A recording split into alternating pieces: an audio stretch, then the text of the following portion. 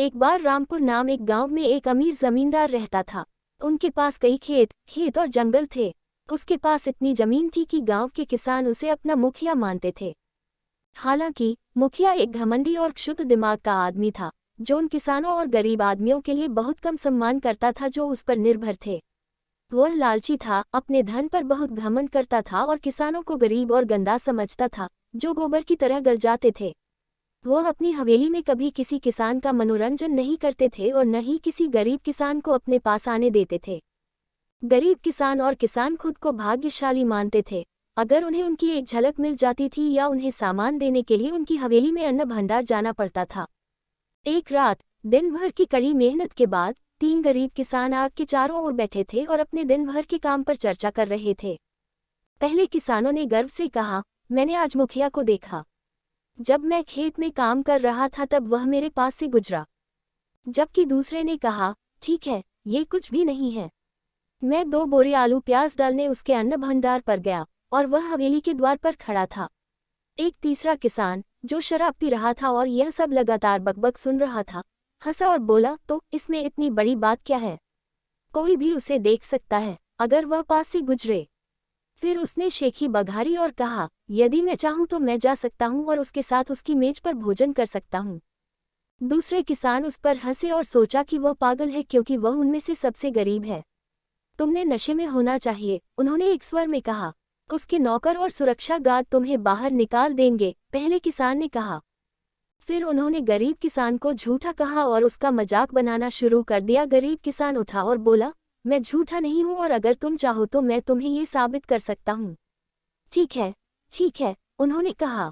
यदि आप ये साबित कर सकते हैं कि आपने अभी क्या दावा किया है, तो हम आपको 4 बोरी गेहूं और 4 बैल देंगे, अन्य किसानों ने कहा। चुनौती को स्वीकृत समझो, गरीब किसान ने कहा।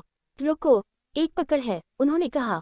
यदि आप नहीं करते हैं तो आपको पूरे 1 साल के लिए हमारे लिए मुफ्त में काम करना होगा, उन्होंने कहा। ठीक है, सामान तैयार करो, कल के लिए मैं मुखिया के साथ भोजन करूंगा, गरीब किसान ने कहा। अगले दिन गरीब किसान मुखिया की हवेली तक चला गया। सुरक्षा कर्मियों ने उन्हें गेट पर ही रोक लिया और धमकी दी कि अगर वह तुरंत नहीं गए तो।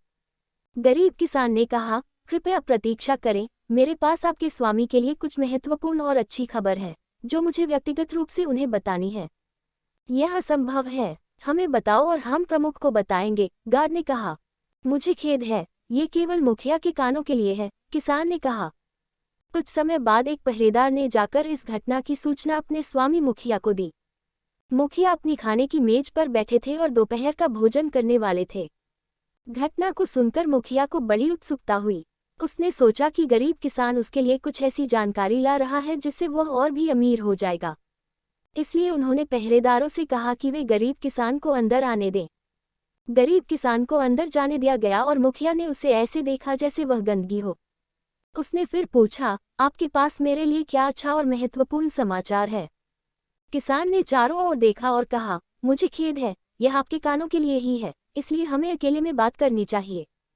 मुखिया को और उत्सुकता हुई। उसने अपने नौकरों को विदा कर दिया और उनसे अपने पीछे दरवाज़ा बंद करने को कहा।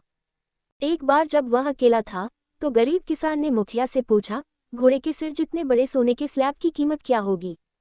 मुखिया और भी उत्सुक हो गया।